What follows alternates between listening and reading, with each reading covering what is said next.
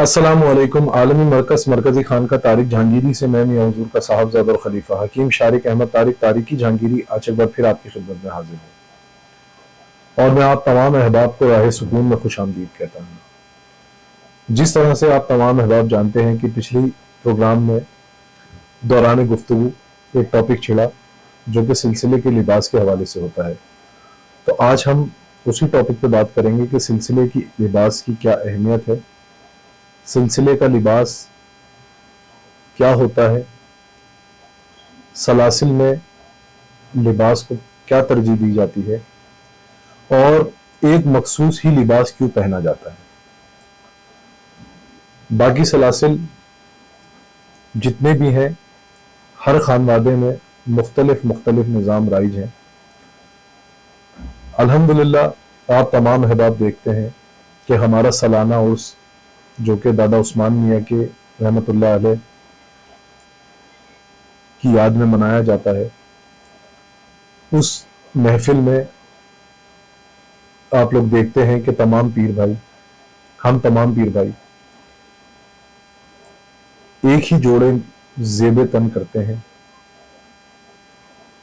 جو کہ سفید کرتا، تہبند، رومال اور تاج ہوتا ہے۔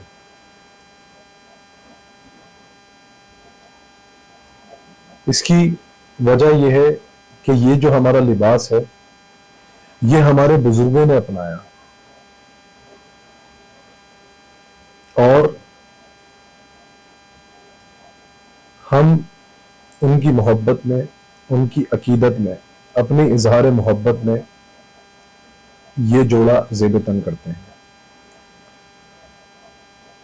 یاد رکھیں یہ جوڑا جو ہے یہ صوفیہ کی پہچان ہے، اور ہندوستان میں، بالخصوص ہندوستان میں پرانے وقتوں میں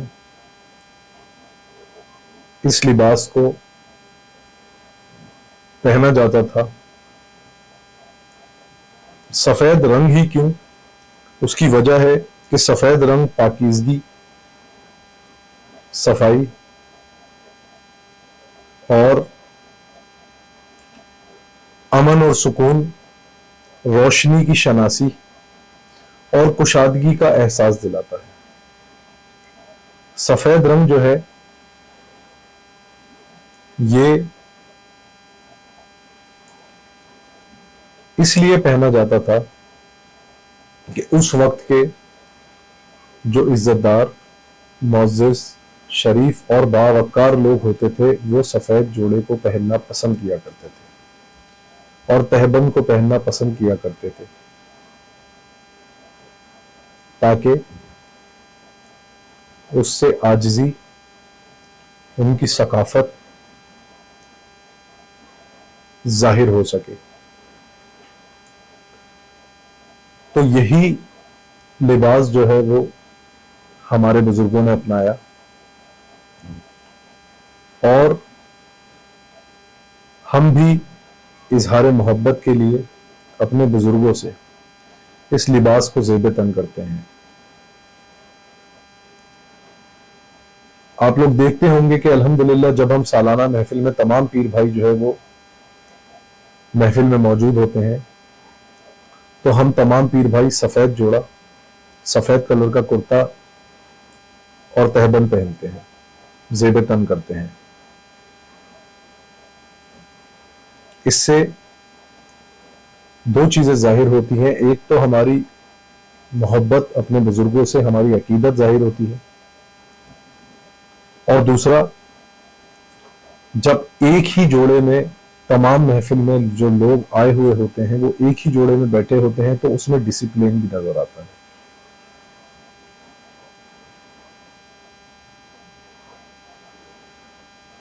اور یاد رکھیں یہ جوڑا، یہ لباس خاص اس لیے ہوتا ہے کہ کوئی اگر غیر بھی آپ کو دیکھے تو آپ کو فوراً پہچان لے کہ یہ صوفی ہے، اس کا تعلق کسی سلسلے سے، کسی خانوادے سے، کسی خانقاہ سے ہے، اور تقریباً سلاسل میں جو ہے وہ یہ لباس رائج ہے۔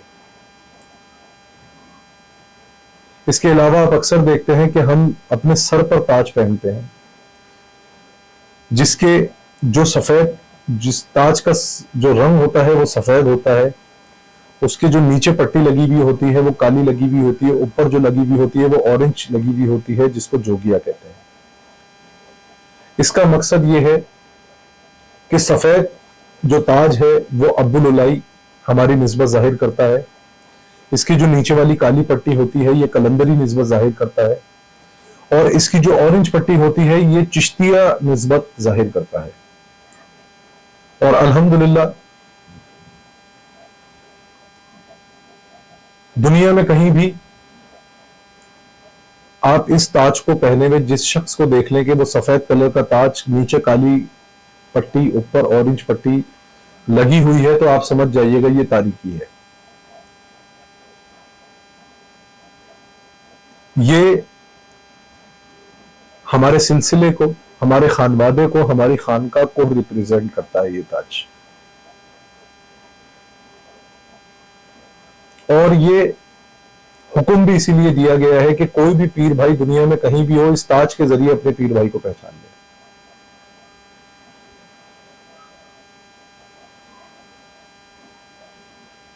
اور دوسرا، آپ لوگوں نے اکثر دیکھا ہوگا کہ بہت مخصوص لوگ ہماری محفل میں ہوتے ہیں جن کے کندھے پہ اورنج کلر کا پٹخا ہوتا ہے، جوگیا کلر کا۔ تو وہ پٹخا اس چیز کی علامت ہوتی ہے کہ وہ شخص جو ہے وہ میاں حضور کا خلیفہ ہے۔ اور یہ جو پٹخا انہوں نے اپنے کندھے پہ ڈالا ہوا ہے یہ غیر ضروری نہیں ہے، یہ اعزازی طور پہ ان کے کندھے پر ہے۔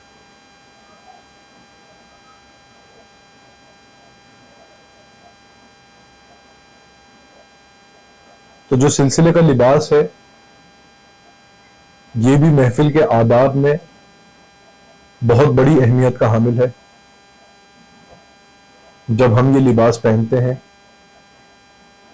تو ہم اپنے بزرگوں سے اظہار محبت کرتے ہیں،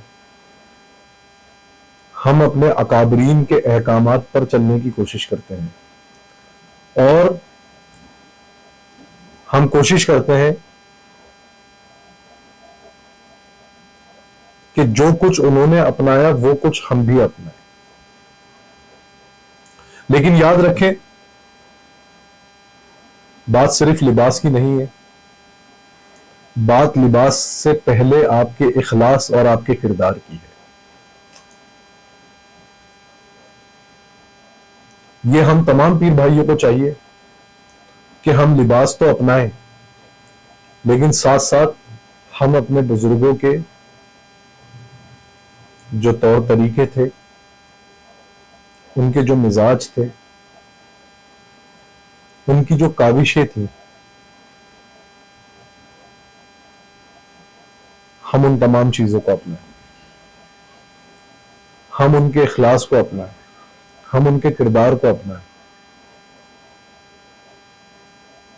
جس طرح سے ان کے دلوں میں اللہ کا قرب تھا، اسی طرح سے ہم بھی اپنے دلوں میں اللہ کا قرب پیدا کرنے کی کوشش کریں،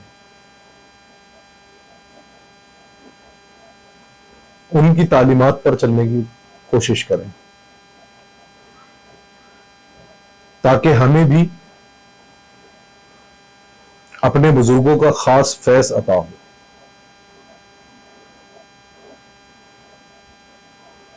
کوشش کریں کہ کسی کو تکلیف نہ پہنچائیں، کوشش کریں کہ کسی کی ذات آپ سے پریشان نہ ہو،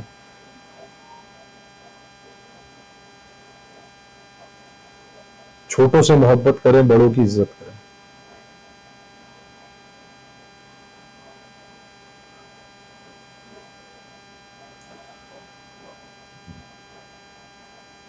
صوفیہ میں ہر ذمہ داری سے بڑی ذمہ داری اپنی ذمہ داری ہے، کہ ہم اپنے اندر اخلاص پیدا کریں، ہم اپنا کردار ویسا بنائیں جیسے ہمارے بزرگوں کی تعلیمات ہیں۔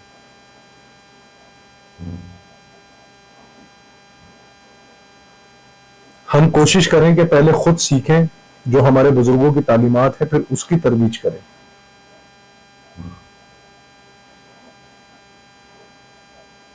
اسی کے ساتھ ساتھ مجھے اجازت دیں،